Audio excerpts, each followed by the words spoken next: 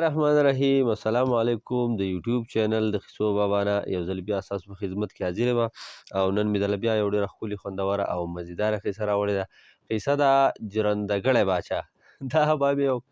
ډېر عجیبه عنوان، یو عجیبه نوم دی، ځکه چې تاسو به نر باچا اورېدلی، طاقتور باچا، ظالم باچا او عادل باچا، پلانکې پلانکې، خو یو جرندګړی باچا داسې نوم به تاسو نه اورېدلی. دا ډېر یو عجیبه نوم به تاسو اورېدلی. او انشاءالله نن به تاسو ته قصه واورئ. امید دی چې انشاءالله ستاسو به خوښه شي او تاسو به واورئ چې یاره دا جرندګړی بادشاه آخر دا څنګه بادشاه دی. نو قصې له به راځو. خو د هغې نه مخکې د یو څو ملګرو نومونه جمع شوي دي، یو څو نه چې ډېر زیات ملګري دي. کوشش کوم چې نیم به په دې ویډیو کې والم، نیم به انشاءالله په بله ویډیو کې والم. که د چا نومونه په دې ویډیو کې پاتې شي نو خفه کېږه بیا، نو انشاءالله په را روان ویډیو کې به ضرور شاملېږي. ما ځان سره لیکلي دي. سر نه راغلم. صدام د سعودي عرب نه، سلیم فاروق دی، یاسر د ناروې د افغانستان نه، صدام د چارسدې د تنګي نه، عبدالباسط د افغانستان نه پېښور کې دی، عطاالله جان د شازین باچا د کراچۍ نه، ښایسته باچا هم د کراچۍ نه، اسمت خان بیګوخیل لکي مروت نه، مراد خان د تیمرګر نه، سلیم اورکزی، ولید خان ګجر د مردان کاټلنګ نه، سید محمد د تخبۍ نه، ساجد د لکي مروت نه، عثمان د کراچۍ هجرت کالونۍ نه، عبیدالله ساقي د فرانس نه، عبدالباسط د دوبۍ نه، نجم مدین د مسقط عمان نه، شیررحمان د قطر نه، ابوبکر امکار او امجد ماشوخیل اوسري د جرمنۍ نه دي، امجد علي بنیر سواړی نه په عراق کې دی، موسی خان د سعودي عرب باجوړ ایجنسۍ نه، مدثر احمد د فرانس نه، اذان جانی د سوات مټې نه، چوټا نواب د سوات نه، رشید منصور د ګالوچ نه، معاذ اماندره شګۍ نه، زهیب د انګلینډ نه، هارون رشید ګمبد تلاش نه، ډاکټر جلیل احمد د اپردیر نه، میا ګلزاده دی او سمد او سایم سره دی په یمبو د سخار دی د سعودي عرب نه، پرویز عالم د سوات نه، شیرخان د لوردین نه، رحمان علي د سعودي عرب نه، عمران دی روجې دی، سجاد ګل د کویت نه، شارخ حسین د پلوسۍ نه، ساحل اورکزی، ادریس افریدي او فیصل خیلجي نوید جان د پېښور نه په ترکي کې دی، او ناصر د اسلام آباد نه. دا څه ملګري دي چې د دوی نومونه واخیستمه او یو دوه درې یا لا سته نومونه چې کم پاتې انشاءالله په بل ویډیو کې به واورو. اوس به راځو خپلې قصې له، ځکه چې هغه ملګري چې د چا نومونه پکې نشته نو هغه به وچه لکه د قصو بابا دا تا قصه شروع کړې ده او که نه د نومونو دپاره دې دا ویډیو شروع کړې. نو قصې له به راځو. وایي چې پخوا په زمانه کې یو جرندګړی و، ډېر غریب و، ناچاره و، بل څه خاص کاروبار یا څه د رزق د ګټلو یا د پیسې دولت د ګټلو څه ذریعه د هغه نه وه، خو یو جرنده و، هغه هم یا پردی یا خپله، خو هغه جرنده به یې کوله. جرندګړی هغه سړی لکه اوس په دکان کې چې څوک ناستي او دکان چلی، دکان خرڅ کوي، دغه ته دکاندار وایي. دغه شانتې په جرنده کې چې څوک ناستي، دانې راځي، هغه دانې په جرنده باندې وړه کوي، هغه دانې واپس خلکو له ورکوي، نو دغه کس ته جرندګړی وایي. نو څنګه چې په دکان کې خلک د ځان سره دکان د یوي او بل کس پکې کښېنئ، هغه له تنخوا منخوا یا مناسب څه ورکوي، نو داسې په جرنده کې هم جرندګړی بعضې اکثر مالک د ځان په ځای بل څوک په ډیوټۍ لګولی، داسې هم کیدای شي. نو د دغې جرندګړي یا خپله یا پردی خو جرنده ده او دغه ډیوټي کوي، سهار ځي او مازدیګر راځي، دغه بس د ده د ژوند ټوله د روزګار یو ذریعه ده او په هغې کې څه لږ ډېر څه دی دومره ګټي چې د بس د ده د خېټې هغه ګزاره پې کېږي، ورځې پې تېرېږي، بس دی پکې فی الحال خوشحاله پکې. یو ورځ یو ګیدړه د ځنګل نه راووته، وږې شوې ده ډېره زیاته، یا ورته څه ښکار وغیره نه دی میلاو شوی، یا د هغې د خوراک مناسب څه شی هغې ته نه دی میلاو شوی، چرګ وغیره، ځکه چې تاسو ته پته ده چې ګیدړان څه خوراک کوي. دا راووته او دره کې لګوو د خوراک دپاره، د خپل ښکار د خوراک دپاره، چې یاره ما د خوراک راته څه میلاو شي څه وګورم. دا را روانه وه، را روان چې د دغې غریب جرندګړي په جونګړه را پېښه شي. د هغه عجز یو کاچه شانته جونګړه وه، داسې ډېر غټ پوخ کور یې هم نه و، پای کې د یو کټ نیم او څادر وغیره او چېرته یو لوښی دوک پکې. دا ګیدړه چې کله د دغې جرندګړي په جونګړه باندې راله، نو په دې باندې د تازه روټۍ د پخېدو یو ډېر خوږ بین په لږه ډېر مزداره، کوم څوک چې وږی نو په هغه باندې د تازه روټۍ یا تازه سالن چې کوم ځای کې پخېږي، دا په هغه انسان ډېر زیات خلک ډېر خوږ پې لګي. نو دا ګیدړه چې کله په دې جونګړه را تېرېده، دا خوشبوي پې ولګېده د تازه روټۍ ده، نو دی څه چل وکړو چې دی غلی شانتې به دې جونګړه کې یا دروازه ده یا پرده ده څه شی دی په هغې کې سر وردننه کړه داسې غلی شان تماشه وکړه چې یاره څنګه چل دی څه ګورو چې دغه ژرندهګړي اوس یو تازه روټۍ په دې طباخي باندې پخه کړه دغه یې څه راواغسته او داسې تاو راتاو یې کړه بند په بند یې کړه او بره یو اوچت تاخت دی یا یو اوچت یو ځای دی په هغې کې محفوظ کېښوده په کپړه کې د دغه ژرندهګړي دا طریقه وه یا دا د هغه معمول د هغه عادت و چې هغه به روزانه چې کله به ژرندې له ته نو هغه به روټۍ پخه کړه او ځان له به یې په دغه تاخت کې کېښودو نو یا مازدیګر یا ماښام یا څه ټایم کې چې به کله واپس راغی نو هغه خو به ستړی و بیا به دوباره خوراک پخولو ته یا روټۍ پخولو ته به هغه نه و تیار نو هغه تیاره روټۍ به چې هغه ځان له په کپړه کې ایښې وه هغه به یې راواغسته هغه به یې وخوړله نو په دغه ورځ باندې هم دا روټۍ ځان له پخه کړه او په کپړه کې یا په څه څیز کې ښکلي چوته بره کېښوده پټه او بیا یې خپل څادر راوغسته او ورسره یو لوړ و هغه لوړ یې راواخیست هغه یې په اوږه کړ او په خپله لاره ووت او لاړ خپلې ژرندې ته خپل کار له لاړ دې ګیدړې خو د ژرندهګړي دا ټول لنډن ولیده چې ده دا چل وکړو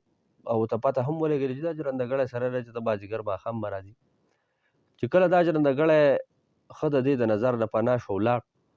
نو دې څه چل وکړو چې دې غلي شانتې دې جونګړې ته ورننوته او دغه د روټۍ دا ځای خو یې معلوم کړی او مخې سره یې دغه روټۍ راواغسته په مخ کې کړه او د خپل له خېټې هغه اور هغه دغه یې پرې ختم کړو او زار شو د روټۍ نه روټۍ ټکواله ژرندهګړی چې کله ماښام راغی څه ګورو چې روټۍ نشته عاجز ستړی ستومانه راغلی ټول ورځې د ژرندې ډیوټي کړې ده او اوس ستړی دی خو بس خېټې سره خو دا انې بانې نه کېږي ستړی ورته نه شي ویلی په هغه ستړي ځان باندې عاجز یا څه چل ول کړی دغه تازه روټۍ ځان له پخه کړې ده بیا یې خوړلې ده نو بیا وده شوی دی په سباله چې د بیا کومه روټۍ پخه کړې ده ایښې ده په هغې پسې بیا ګیدړه راله بیا یې هغه روټۍ وتښتوله پټه ځکه چې ګیدړې خو ځای معلوم کړ ژرندهګړی چې بیا راغی څه ګوري چې یاره بیا روټۍ نشتې بل ماښام ژرندهګړی خفه شو او ده وایي چې یاره دا چې هر څوک دی نو دا څه عادت شوی غوندې که راته ښکاري او دا اوس په دې روټۍ باندې عادت شوی ده دا ځکه چې یوه ورځ نه شوه دا نن دویمه ورځ شوه زما د جونګړې نه روټۍ ورکېږي تر ننه مخکې خو بل څوک نه راغلی حیران دی چې دا څوک کیدی شي ده د ځان سره سوچ وکړو وایي چې هر څوک چې خو بچو پرېږدم به دې نه معلومه هم دی او لکه د خپل روټۍ زور به درنه وباسم انسان په داسې ټایم کې ډېر زیات وږی یو چې دا انسان خپل موبایل چارج ته کښېږدي او بیا یا ټوله شپه یې ښه یا ډېر ساعت یې بیا ډېر په تمه باندې راشي یاره زما موبایل به ډک شوی هغه ورته تش راوخېږي نو هغه انسان ډېر زیات غوسه کېږي یو چې وږي انسان ځان له څه خوراک ایښی او بیا د هغې خوراک په تمه راشي چې زما خوراک به پروت دی بیا رالم بیا وخورم هغه بیا نه هغه له ډېر زیاته غوسه ورځي نو ژرندهګړی ډېر زیات غوسه شو ده څه چل وکړو چې ده چې کله سهار شو د بله روټۍ پخه کړه ځان سره خو یې په اړه کې سوچ کړی دی بله روټۍ پخه کړه او په دغه ځای کې کېښودو غلی غوندې کې د جونګړ نه راووت ښکلی څادر یې په اوږه کړ خپل لاوړ یې واغېستو داسې یو طرف ته روان شو چې دی کله روان شو دې ګیدړې چې کله ولید چې دی لاړ دا بس ښه په ډاډ راغله جونګړې ته ورننوته دا چې څنګه ورننوته او روټۍ راواغسته بیا وته نو دا ژرندهګړی ورته لرې په جاښه کې یا د څه بوټي یا د ونې شاته ورته پټ ناست و تماشې کولې چې زما د جونګړې ته څوک ننوځي ده چې دا ګیدړه ولیده چې ښه دا زما په جونګړه کې ګیدړه عادت شوې ده دا ګیدړه صاحبه راځي دا ګیدړه تروره او زما روټۍ پټۍ او روټۍ خورو دله نور هم ډېر زیاته غوسه ورغلې ده چې لکه ځناور شی ستا د یو ضرر نه یو دمه چرګان خورې نور نقصان کوي چې اوس دله په خپله جونګړه کې په خپل تاخ کې په پټ ځای کې روټۍ هم ستا نه ده خلاص دی وایي چې ګیدړې ترور زه به دې خوښ شم که ستا راککارۍ ما په لوړ خوره نه کړه پیکوړه مې ته جوړه نه کړه نو ته به ما وینې داسې چل وکړو چې دغه ورځ خو هم تېره شوه ده په دې ګیدړه پسې لا نړو ولې چې د ده اراده د دننې وه ماښام چې راغی ځان له بیا په ستړي ستومانه خوراک پوخ و اوده شو چې بل سهار شو ده روټۍ پخه کړه روټۍ یې کېښوده او دغې روټۍ ته چې کوم لاندې ځای په دغه ځای کې یو چل جوړ کړو د پړي چل یا دام چې کوم دی هغه څیز دی چې لکه خلک ځناورو ته یا د ښکار رانیو دپاره یا داسې یو څیز جوړ کړي داسې طریقه یا د پړي نه یا د بل څه څیز نه داسې سسکنجه یا څیز کېږدي چې هغه ښکار کله راشي او هغه ځای ته راورسي یا پکې د هغه خوا ولګي یا پکې بل څیز ولګي نو هغه پې ډایرکټ په خپله راښکودی شو هغه پکې ونښلي ګیر شي پې دې مقصد دپاره خلک جال هم فټ کړی مختلف طریقو سره چل خلک برابروي هغې ته چل هم وایي دام ورته هم وایي او مختلف نور نومونه یې هم شته نو ده څه چل کړی دی چې ده دغې ګیدړې ته چل جوړ کړو چل یې ورته کېښودو د یو پړي یا د څه شي او بیا ترې غلی ووت روان شو چې کله روان شو دا ګیدړه خو د نورو شان ورځو په شان ښه ده مزو راله قلار د مزې په روټۍ پسې ځان ورسو خو دا روټۍ چې له پاسه په کوم ځای پرته وه لاندې دې کوم ځای ته درغلو څنګه دې خپې کېښودې او بس دغه چل پرې راښکوده شو چې چل پرې راښکوده شو دا د دې څلور واړو خپو نه په رسۍ کې یا په پړي کې راګیره شوه وتړلی شوه چې وتړلی شوه دا ډېره پړقېده راپړقېده ډېرې ځان خلاصو ډېر کوشش وکړو خو داسې مضبوطه تړلی وه چې خلاصېده ترې نه په دې کې به دا جرندهګړی راننوته دوی چې ښه ګیدړې صاحبې ترور دا ته د نر لور وي چې ته به راتلې او ستا د لاسه دا څو ورځې تا زما تیاره او ګرمه روټۍ ورله خوړله ورېږه اوس به زه ستا خوښ شم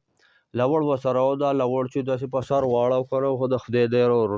راهچوي چې د دې د ککرۍ دا منځ ومه چې سر وله خور کړمه ګیدړې ورته چغې شروع کړې ماپیانې ورته شروع کړې او سوال مینې ته شروع کړې چې لکه ته ماته څه مه وایه ما پرېږده او لکه ما مه وژنه زه به بیا نه راځم او زما نه خلاص او ته چې ما مړ کړې نو لکه ته چې ما مړه کړې نو لکه ستا به څه وشي زما خو نه سرمنده خوراک ده نه مې سرمنده کار ده نه مې غوښه ده خوراک ده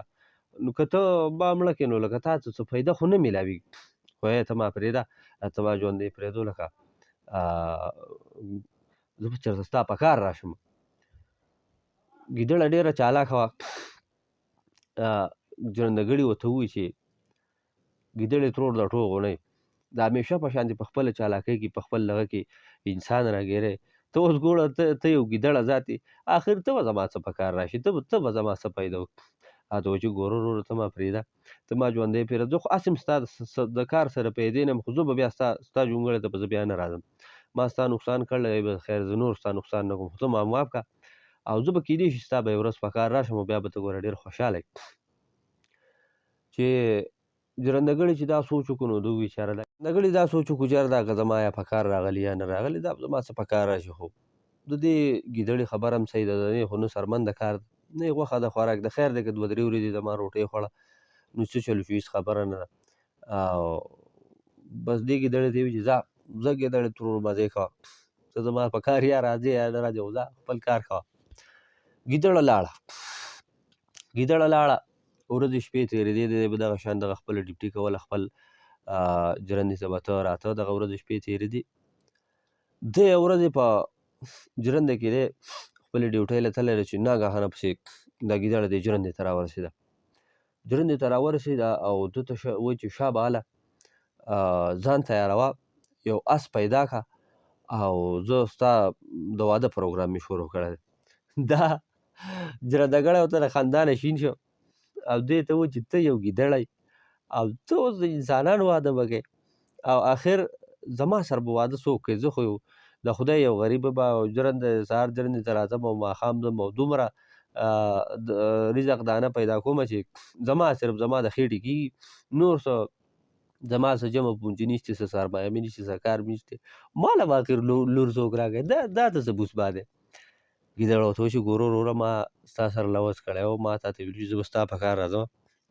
او زه ما تا له پروګرام برابر کړی ته یې څه کوې ستا پکې څه روپۍ تاوان نه کېږي خلک چې وایي ستا پکې څه تاوان نه کېږي خو ستا به واده وشي او خدای به دې مخه برابر کړي خدای به دې لار سمه کړي ته یې څه کوې خو بس ته زما زه چېرته څه یم هغه کوه دی و چې ښه ته څه یې وایي چې بس ته لاول له سره ټول نه ځان له یو اس پیدا کړه دی ورته وایي چې ګیدړې ترور ته ما ته لکه پاکه خبره وکړه ټوله قیصه راته وکړه هله به زه یا یو اس وګورم یا به زه څه ترتیب برابر کړم نو زه به ستا سره لاړ شم داسې زما ستا په خبرو یقین نه راځي نو دا ګیدړه ورته وایي چې ګوره داسې کار دی چې ته پاکه خبره اورېدل غواړې نو بیا درته پوره قیصه کومه داسې کار دی چې زمونږ چې دا کوم باچا دی زمونږ د باچایي دا زمونږ د ملک چې کوم باچا دی د ده د محل خواته یو غټ باغ دی ډېر غټ باغ دی په دې باغ کې باغچې هم دي، ښایسته ګلونه مولونه ونې، هسې د چکر ځایونه هم پکې شته. او په دغه باغ کې بادشاه قسمه قسم میوې، قسمه قسم څیزونه هم کري د خپلو نوکرانو باندې. په دغې محل کې د بادشاه یو باغ دی، د خټکو ډېر یو غټ باغ دی. او په دغه باغ کې خټکي پاخه شوي. زه وږي شوی وم او ما ویل چې راشه خټکي به وخورم د باچا په باغ کې، په دغې به ځان له خېټه مړه کړم. دغه به یو خوراک دی، ښه شی دی. د خټکو د خوراک دپاره تللي ومه نو زه چې کله دغې باغ ته وردننه شومه، کله چې دې خټکو ته ورقابو کېدم، څه مې کاته چې د بادشاه لور یعنې شهزادګۍ را روانه ده، غلي غلي پټه پټه را روانه ده. ما چې دا شهزادګۍ ولیدو نو زه زر د یو جاخي شاته شوم چې یاره دا شهزادګۍ راله چې دا اوس لاړه شي نو بیا به زه خپل خوراک شروع کړم. د هغې د مخې خو نه شو کولی ځکه چې بیا دغه خرابېده، حالات یې خرابېده. نو چې دا شهزادګۍ چې کله راله نو داسې یا د ونو په شاته یا څه جاخې شاته بل یو شهزاده دی یا یو هلک دی او ته په انتظار دی، راله د هغه سره سلام کلام کو، د هغه سره میلاو شوه. دغې شهزادګۍ د دغې هلک ته ووایي چې ګوره ما خو د خپل پلار سره خبره اتره کړې وه، خپل پلار ته به یې ډېر زاري مینت وکړو، ډېر سوال مینت مه کوه، لکه زما پلار زما خبره نه او زما نه لکه دا خبره پاتې ده، زما او ستا ګوری که لکه د ژوند ملګرتیا وشي، زما پلار دا خبره نه مني. دغه هلک ورته ووایي چې ګوره ته داسې کار وکړه چې ستا پلار ستا خبره نه مني، نو بیا ته داسې کار وکړې چې زه به نن مازدیګر ماسخوتن راځم او په اس باندې به سور راځم او ته به داسې کار وکړې چې ته به ځان تیار کړې د پلانکي ځای ته به راوځې او بس زما سره په اس سواره شي چې بیا ستا پلار زموږ خبره نه منو، بس د دې ځای نه به لاړ شو، بل ځای کې به واده وکړو. دا شهزادګۍ خو لاول د ده خبره نه مني، خو بیا چې دی مجبور کړم ده ته چې زه ټیک ده زه به خپل کالي او جامه پیزار وغیره هر څه راوالم، خپل زر زیورات به راوالم، دغه ټایم له به زه تا پسې راوځم او ستا سره به په اس کښېنم او روانه به شم، بس چې ته دغه خبره کې. نو د ژرندهګړي چې کله دا قصه واورېده نو د ژرندهګړي د ګیدړې ته وایي چې ښه ګیدړې تور دا خبره خو ستا ټیک ده، تا ماته قصه وکړه، خو آخر زما د دې قصې سره زما څه تعلق شو، زما د واده څه تعلق شو. دا ګیدړه ورته وویل چې ګوره حقه خبره دې وکړه، ما خو تا ته وایي چې ته یو اس پیدا کړه او راځه چې ځو او ستا واده کول یا ستا دغه ترتیب دغه پروګرام دا په ما دی، ستا پکې څه نشته. نو دا ژرندهګړی ورته وویل چې زما سره اس څه کوي، زه به اوس اس د کمې غاړې ګورم. ګیدړه ورته وویل چې ها اوس یې خوند هم لور د کوره هم زوم د کوره، زه به دله اوس د ګیدړ د اس بندوبست هم خو ځایي به خیر دی، تا زما سره ښه کړي دي او زما ژوند دې بخلی دی، نو د دې ګیدړ د خدای پاک ګیدړ مې خولې راځي د دې اس بندوبست به دله هم زه وکړم. ژرندهګړی ورته وویل چې اخر دا به څنګه کېږي؟ دا ورته وویل چې دا به داسې کېږي چې په دې بره ځنګل کې یو د ډاکو یو غار دی، یو ځای دی ماته معلوم دی، دغه ډاکو چې کله غلا وکړي نو دی راشي او ټوله شپه دغه غار دی یا څه جونګړه څه ځای جوړ کړی دی، ټوله شپه به دغه جونګړه یا څه ځای کې خپله دروازه یې بنده کړي، دننه ناست یي او د غلا ډاکې چې کوم سامان یا روپۍ وغیره هر څه چې هغه اړی راغړی هغه ځان شماری او د ده اس ټوله شپه بار ته تړلی شوی. د ښکار به وکړو چې نن ماخوستن به پټ لاړ شو او دغه اس به پرانځو بیا به راشو. دې ژرندهګړي چې سوچ کړلی دی خو چې یاره یا خو مې دا ګیدړه په باچا وجني او یا مې په دغې ډاکو وجني، خو ګیدړه ورسره ډېره کلکه وه نو دوی چې راشه توکل وکړه او کیدای شي که دا ګیدړه زما سره څه ښه وکړي او د دې خبرې نه زما لپاره څه د پیدې څه خبره جوړه شي. دوی څه چل وکړو چې دوی چې کله ماښام تیاره ولګېده نو دوی لاول لاړه، لاول د سره خو یې بره غره ته وخاته دغه ډاکونه هغه اس راپرانسته پټ پټ هغه یې ترې راوست. کله چې اس راوسته نو دې ژرندهګړي د دې ګیدړې نه تپوس وکړو چې ته خو ما به وځې خو فرض که دې ګیدړې زه وپېژندم او زما سره اس ته راونښته نو بیا به څه کېږي؟ دا ګیدړ ورته وویل چې دا هم زما کار دی که نه، د دې خبرې سره ستا څه تعلق دی، تا ته ما ویلي نه و. ژرندهګړی ورته وویل چې زه ټیک ده الله دې خیر کړي، ستا پسې درپسې شوی به ګورې چې زما سره به څه کېږي. دوی لاړه، ګیدړې خو د شهزادګۍ هغه ځای معلوم کړی و چې شهزادګۍ به کوم ځای ته راوځي، لاړ د هغې نه لږ مخکې په بل ځای کې چې په کوم طرف هغه لار راغلو د هغې نه لږ مخکې په بل ځای کې دا شهزاده دا جرندهګړی سره د آسه ودرو، دی په آس باندې سور دی. ګیدړه لږ مخکې په یو ځای کې شهزادګۍ ته ولاړه ده. شهزادګۍ اوس لږ ساعت چې وشو نو څه ګورو چې شهزادګۍ راخوشې ده، څادر یا څه څیز په سر راچولی دی او په لاس کې ورسره څه غوټه ده، په هغې کې یا جامې یا د هغې څه زر جواهرات وغیره چې دا غوټه ځان جوړه کړې ده. څنګه چې دا شهزادګۍ دې ګیدړې ته راورسېده نو دې ګیدړو ته هله شابه شهزادګۍ، شابه که دغه د هلک ته په آس باندې ناست و، شابه په هیبت باندې دې آس ته ورخېږه او خپې سپکوه. که نه نو ګورې په راوتو کې ستاسو سپایانو ته لیدلي او باچا راپسې سپایان راپسې کړي او ګوره که به سپایان راورسېده نو باچا نه تا ژوندی پرېږدي او نه ستا ملګری ژوندی پرېږدي. شهزادګۍ خو لاول په هیبت شاته وکاته، بیا یې دې ته ویلي چې ته اخر څوک یې او ته زما دې خبرې نه څنګه خبرې. ګیدړه ورته وویل چې دا خبرې پرېږده، دا خبرې به وروسته کوو، خو فلحال زما ستا ژوند سره ډېر غم دی.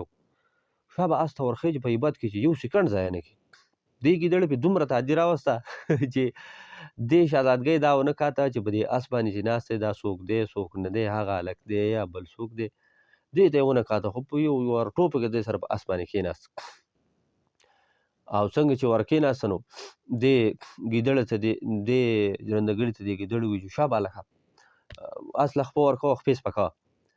جرندهګړي آس په مخ کې که اوس پوه نه دی چې مخکې به څه کېږي، څه چل به کېږي څه به نه کېږي، خو بس د آس په مخ کې که روان شو. آس اوس روان دی روان دی ښه په تیزۍ سره، ګیدړه ترې مخکې روانه ده، تیزې تیزې منډې وهي. دې ګیدړې اوس دا آس په مخ کې کړی دی ښه په رفتار کې ښه په سپیډ کې، او دا یې روان کړی او د وړوکي ځنګل نه ووت او غټ ځنګل ته یې ورننه باسل. دا داسې یو خطرناک ځنګل دی، داسې یو ژور ځنګل دی او داسې د یرې ځنګل دی چې دې ځنګل ته انسانان د ورځې ورته هم نه ځي. دې ګیدړې دوی د شپې بوتله. په دې ځنګل کې پیریان او نور یا مختلف ضرري ځناور دي، دیوان هم پکې دي. په دې ځنګل کې د یو غټه قلعه ده، غټه بنګله ده، غټه قلعه یې ځان له جوړه کړه ښکلې ښایسته، او په دغې کې ګیر چاپېره د انسانانو د شکل بوتان پکې ولاړ دي. مختلف ښاپېرۍ دغې دیو د ځان سره په قبضه کې کړي دي په جادو باندې یا په خپل طاقت باندې، او په دغه ځای کې دی بادشاهي کوي او په دې ټول ځنګل په دغې خطرناک ځنګل د هغه بادشاهي دی او خطرناک دیو دی. دې ګیدړې څه چل وکړو چې د دغې دیو د محل نه لرې دا شهزادګۍ او دا هلک ودرول، دوی ته وویل چې تاسو دلته ودرېږئ، خوځئ به د ځای نه او زه په لږ ساعت کې راځم. دا یې ځکه دوی دغه ځای نه لرې ودرول چې دوی دغه محل ته یا ورننوتئ یا ورنږدې کېدی نو په دغه دیو خو به د انسانانو د ادمزادو بین به پرې لګېده او بیا به ترې نقصان جوړېده. دا ګیدړه لاړه د دغې دیو دې محل ته ورننوته. اوس د دغه دیو اصل کمزوري څه ده چې د دغې دیو مرګ یا د دغې دیو دغه چې کوم دی مرګ د اور نه دی، د سا په اور کې دی، یعنې ده ته چې اور راورسېد اور ورته نږدې شو نو لکه دی به مري. نو په دغې وجې دا دیو د اور د نوم نه ډېر زیات یېرېږي او د اور نه ځان ډېر لرې ساتي. کله چې دا ګیدړه راننوته وارخطا ده، سا پرې راماته ډېرې منډې والې دي، په بد حال ده. نو دې دغه ته تپوس وکړو، دې دیو ته تپوس وکړو، دا خندانه شو چې ای ګیدړې ترور دا ته ولې دې سا راخلاصه یې او په بد حال یې ګډه وډه یې څه چل دی، څه قیامت را نازل شو؟ دی ورته وویل دیو ماما ته څه خبرې، ته خو دلته په قلار د مسجد ځنګل په منځ کې ښکلی ناست او بېغمه یې او هلته د دنیا په مخ اور لګېدل دی او انسانان او ځناور هر شی اوس قیامت دی، قیامت راغلی، ته د ځانه خبر دی. دیو چې د اور دا نوم واورېد نو په ده باندې غونه یې ځیږ شو، ورپېده. ته وایي چې دا څه وی؟ دی ورته وایي چې او که نه شابه ته خو په تخت باندې په قلاره ناست یې، شابه زه خو دا منډې مې ځکه دې لپاره ووهلې او دې لپاره په هیبت کې رالمه د دې اور نه د بچ کېدو ته هم ځان له هم څه تدبیر جوړ کړي، ته هم ځان د اور نه بچ کړي او ما له هم څه ترتیب برابر کړي چې زه هم د اور نه بچ شم. کنې د دنیا په مخ اور لګېدل خو قیامت راغلی دی، خو ته هم مرې او زه هم مرم. دی چې دا خبره واورېده نو دی خو دې خبرې ته سوچ ونه کړو چې د دې خبرې څه تحقیقات وکړم یا څوک ولېږم یا راولېږم څه تپوس وکړم څه معلومات وکړم. خو د دې اور د نوم نه دومره یېرېده چې په ده باندې هیبت راغی ویرېد. هر څیز چې کوم دی په ده چې کله د ځان یا د خپل ژوند یره پرې راشي نو لکه دی د ده فکر بیا کار نه کوي، ده چې په هیبت کې په منډه کې څه وکړ. دوی ورته وایي چې ښه نو څه چل وکړو ما ته خو څه ترتیب څه لار نه ده معلوم ته ما ته خبر وکړه ستا په فکر کې څه خبره شته نو دا دغه ورته وایي دا ګیدړه ورته وایي د ځمکې په سر خو اور لګېدل لکه د ځمکې په سر خو زما او ستا بچ کېدل خو لکه ډېر ګرانه خبره ده ناممکنه خبره ده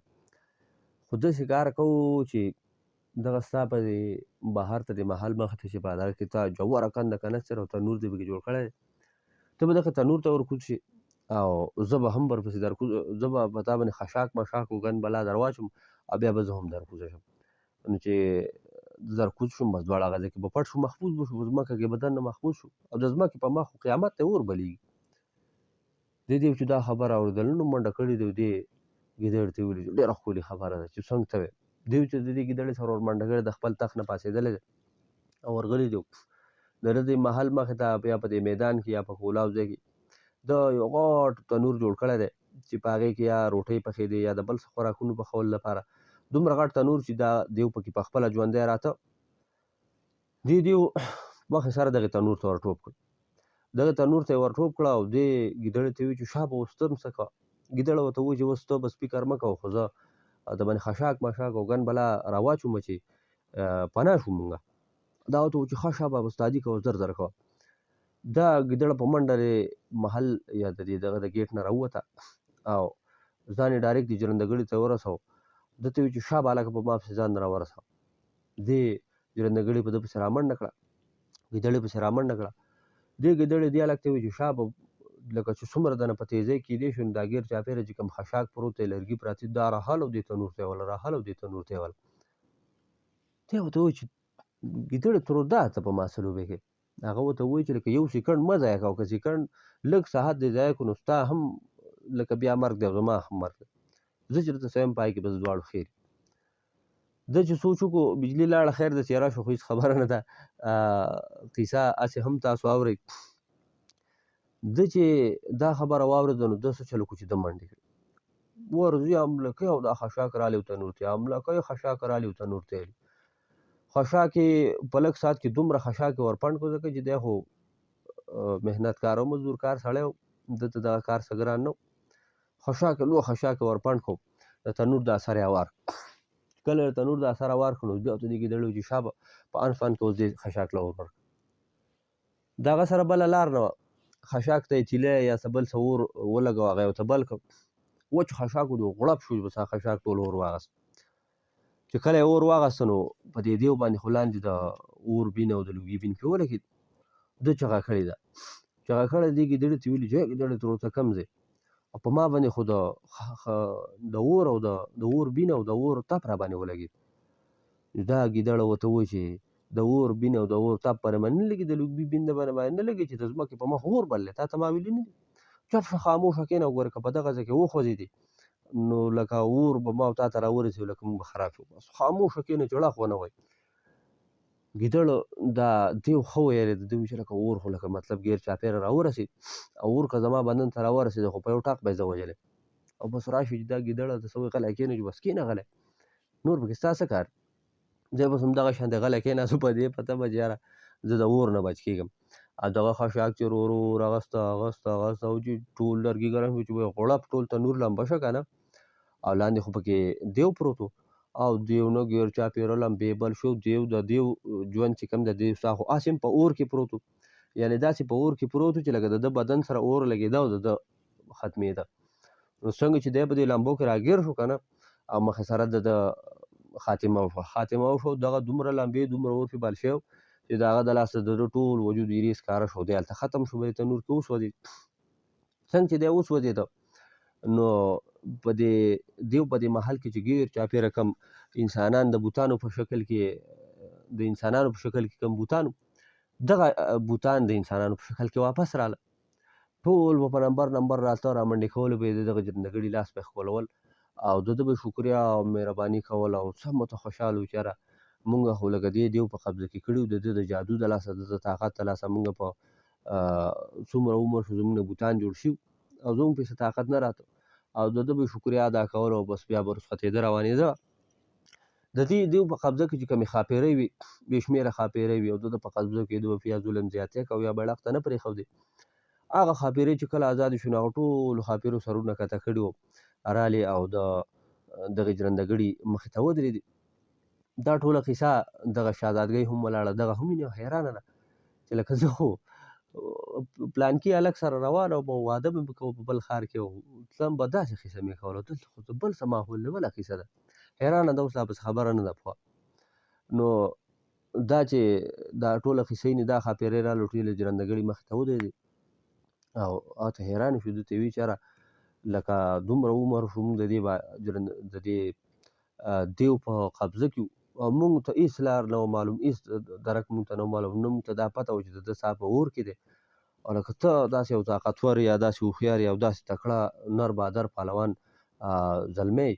چې تا دا راز معلوم کړو، بیا رالی او دا ګیدړ دې مړ کړو، موږ دې د ده د غلامۍ نه خلاص کړو. دا ګیدړ نه دا دیو، خدای پاکه زما بخت دغه ګیدړ خو لیله راځي، دیو دې مړ کړو، موږ دې د غلامۍ نه خلاص کړو. ګیدړې چې دا خبره واورېده نو ګیدړه زر رامنځته شو. ګیدړې وایي چې دا به ولې به د نه هر څه د ته دا پته نه لګېده، دا په اصل کې یو باچا دی، باچا دی او ډېر تکړه او نر ځوان دی، دا ډېر باروب او ډېر تکړه ځوان دی دا. نو یو باچا سړی، نو باچا سړي کې خو ډېر غټ خوبیان یو د دې کمزوري معلومول یا دې ووژل، خو د باچا سړي دپاره اړو کار نه او بس دا باچا سړی دی او د نن نه بعد به د دې ځنګل او د دې محل او ستاسو د ټولو به دی بادشاه او د نن نه بعد به لکه د ده ستاسو حکم منئ او دی به ستاسو سره عدل او انصاف کوي او ستاسو سره به دغه کوي او تاسو به د ده خدمت کوئ، د ده حکم به منئ. ښاپېرو چې دا خبره واورېده ټولو ورته سر ټیټ کړو چې بلکل چې موږ د هغه ظالم دیو نه ده خلاصې کړو، نو بس نن نه بعد دی زموږ باچا دی او بس موږ د نن نه بعد موږ د ده ټول رعایا یا موږ د ده قوم یو او دی به زموږ عدل انصاف کوي، زموږ به خیال ساتي او موږ به د ده خدمت کوو. نو ژرندګړی لاړ، د ژرندګړي نه باچا شو او په دغه ځنګل او په دغه محل او په د ښاپېرو په هر څه باندې د هغه باچایي شوه. بیا ګیدړه دغې شهزادګۍ طرف ته راتاو شو، شهزادګۍ ته وایي چې ګوره داسې کار وکړه چې ته چې چېرته روان یې هغه ټوله قیصه ماته معلومه ده، اوس ستا خوښه ده چې که ته ځې هغه یو عام هلک دی یا د سپاه سالار زوی دی هر څوک چې دی، که ته ځې او تښتې او د هغه سره واده کې نو زه ځم او باچا طالبم، باچا طالبم او باچا دې رانیسي او تاسو دواړو پانسي کوئ او که نه بل طرف ته ستا دا خوښه چې دا یو باچا دی، یو تکړه باچا دی، ګوره په ښاپېرو په هر څه د ده باچایي ده، د دې ټول ځنګل باچایي اوس د ده ته میلاو شوه او که د ده سره واده کې او په مزو او په خوشحالو ژوند تېروې ستا خوښه ده. شهزادګۍ چې دا خبره واورېده او سوچ وکړو چې یاره ما له خو دا خبره په خیر کې چې زه هم د دې هلک سره واده وکړم، ولې چې دا اوس باچا دی، طاقتور دی، هر څه یې په لاس کې دي او زما د ژوند خوشحالي یا زما چې کوم هر څه دي سهولیات هر څه نو لکه هغه هر څه په دې کې زما خیر په دې کې او که دا زه نه منم نو لکه بل طرف ته ماته الټه نقصان پېښېدو والا نو کېدای شي چې باچا به مې پانسي کړي. نو بس دې شهزادګۍ دغه خبره ومنله، ویې چې بس ټیک ده زه د دې بادشاه سره واده کولو ته تیار یم. نو دغې شهزادګۍ د دغه ژرندګړي سره واده وکړو، د ژرندګړي نه بادشاه شو او یو ګیدړ هغه رحم یې پرې کړی او ترس یې پرې خوړلی نو هغه ګیدړې د خپل احسان بدله هغه ته په دغه طریقه ور ورسوله چې د هغه ژوند داسې بدل شو چې هغه په عمر کې سوچ هم نه کړی. نو دا ډېره ښکلې خوندوره او مزېداره کیسه انشاءالله امید دی چې تاسو به خوښه شوي که خیر نورو داسې ډېرې ښکلې خوندورې او مزېدارې کیسې را روانې دي. داسې کیسې د ټایم تېرولو او د وخت د تېرولو د تفریح او ستاسو په مخ باندې د خوشحالو د راوستو دپاره داسې کیسې به انشاءالله نورې هم تاسو ته کوو که خیر وي. هېڅ چېرې مه ځئ، زما سره اوسېږئ تر د بل ویډیو پورې، تر د بلې کیسو پورې ښه ده او آباد اوسئ. د الله په امان.